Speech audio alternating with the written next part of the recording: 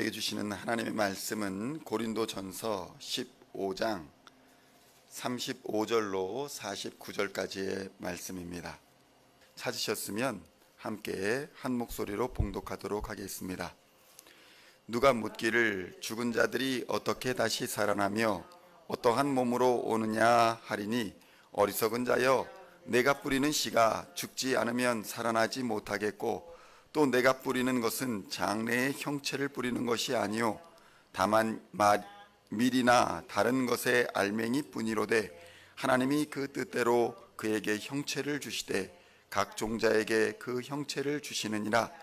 육체는 다 같은 육체가 아니니 하나는 사람의 육체요, 하나는 짐승의 육체요, 하나는 새의 육체요, 하나는 물고기의 육체라.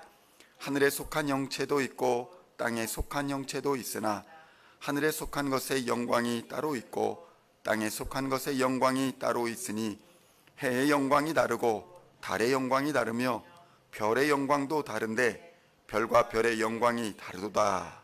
죽은 자의 부활도 그와 같으니 썩을 것으로 심고 썩지 아니할 것으로 다시 살아나며, 욕된 것으로 심고 영광스러운 것으로 다시 살아나며, 약한 것으로 심고 강한 것으로 다시 살아나며, 육의 몸으로 심고 신령한 몸으로 다시 살아나나니, 육의 몸이 있은즉 또 영의 몸도 있느니라.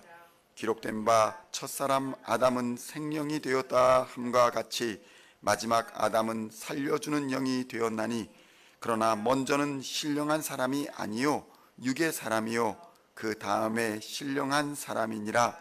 첫사람은 땅에서 났으니 흙에 속한 자이거니와 둘째 사람은 하늘에서 나셨느니라. 무릇 흙에 속한 자들은 저 흙에 속한 자와 같고 무릇 하늘에 속한 자들은 저 하늘에 속한 이와 같으니, 우리가 흙에 속한 자의 형상을 입은 것 같이 또한 하늘에 속한 이의 형상을 입으리라. 아멘. 할렐루야. 오늘은 고린도전서의 41번째 시간으로 고린도전서 15장 35절로 49절까지의 말씀을 본문으로 무식한 자, 무지한 자라는 제목으로 은혜의 말씀을 함께 나누고자 합니다. 성도 여러분, 우리는 지식이나 또 식견이 없는 것을 흔히 무식하다, 무지하다 이렇게 표현합니다. 그런데 무식함과 무지함은 약간의 차이가 있습니다. 무식은 배우지 못해서 모르는 상태를 의미하는 것으로서, 우리가 배우지 못했을 때 깨달음이 없는 그런 상태를 무식한 자다 이렇게 말하지만, 무지는 이미 대상에 대해서 알고 있고 인지하고 있지만 그 대상에 대해서 경각심을 갖고 있지 않고 어리석게 행동하는 것, 그러니까 이미 알고 있음에도 불구하고 주의 깊게 사려 깊게 행동하지 못하여 어리석게 행동하는 것을 무지하다라고 말하는 것입니다. 무식이나 무지나 미련하게 행동하는 것은 같으나 자세히 보면 큰 차이가 있다는 것입니다. 무식은 배우지 못했기 때문에 죄가 되지 않을 수 있지만, 무지는 분명히 죄라는 것입니다.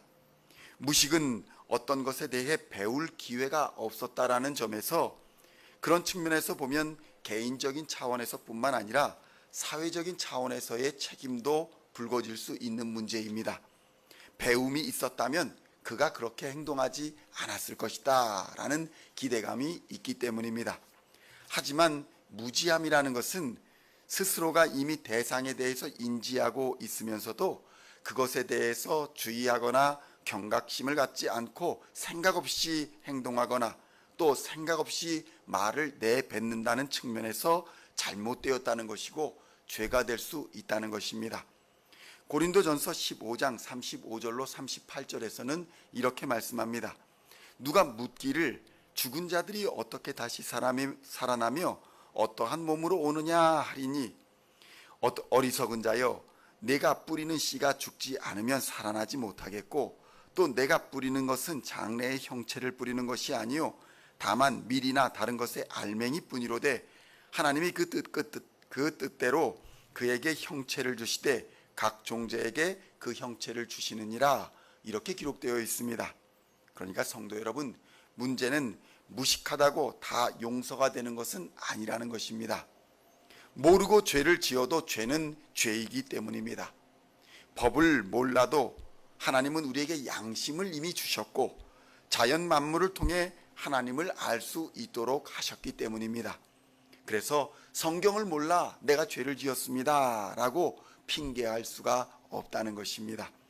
그러므로 무식한 우리에게 성령께서 은혜를 주셔서 하나님을 알고 또 예수 그리스도의 십자가 복음을 믿게 하신 것은 가장 큰 은혜의 사건이라고 할 수 있는 것입니다.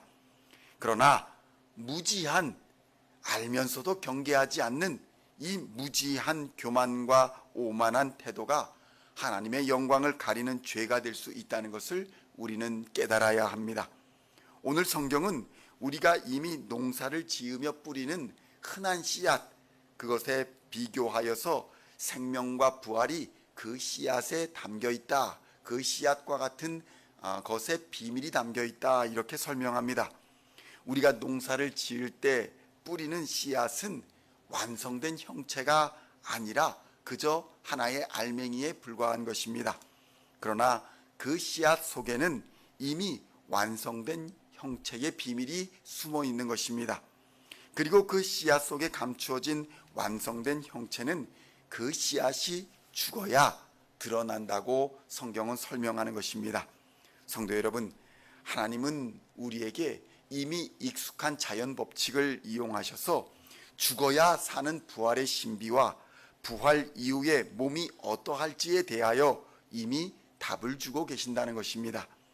고린도전서 15장 47절로 49절에서는 이렇게 말씀합니다. 첫사람은 땅에서 났으니 흙에 속한 자이거니와 둘째 사람은 하늘에서 나셨느니라. 무릇 흙에 속한 자들은 저 흙에 속한 자와 같고 무릇 하늘에 속한 자들은 저 하늘에 속한 이와 같으니 우리가 흙에 속한 자의 형상을 입은 것 같이 또한 하늘에 속한 이의 형상을 입으리라. 이렇게 말씀해주고 있는 것입니다.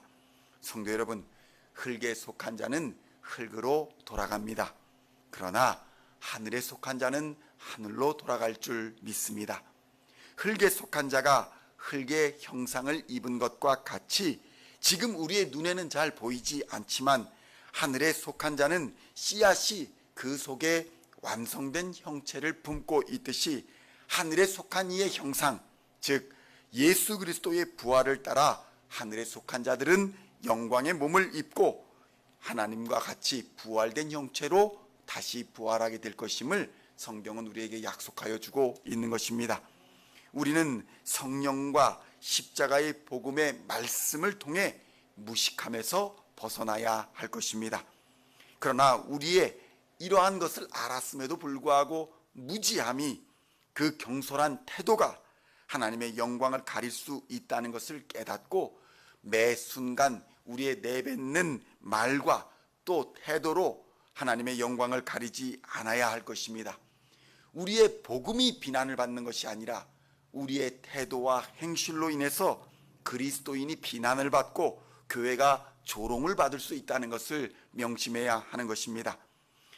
그러므로 우리는 항상 복음에 대하여 경각심을 갖고 경건하고 겸손한 마음과 자세로 하나님과 사람 앞에 칭찬받는 사람들이 되어야 할 것입니다. 오늘도 무지한 자를 경계하며 언행심사에 주의하여 바른 믿음의 본을 보이시는 우리 시온 중앙의 모든 성도님들 다 되시기를 우리 주 예수님의 이름으로 간절히 축원드립니다.